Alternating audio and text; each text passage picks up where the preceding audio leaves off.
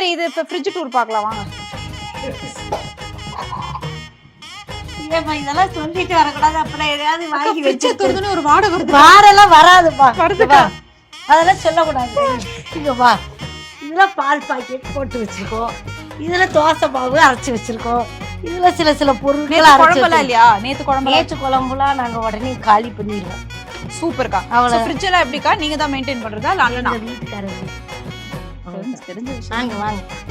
அக்கா பாருங்க நமக்காக இப்ப என்ன மாதிரி எப்பவுமே அடுப்பாங்கரையில அடுப்பை பத்த வச்சுட்டு கால் வலிச்சதுன்னா இப்படி உட்கார்ந்துக்கிறாங்க. இவ்வளவுதான் இடம்.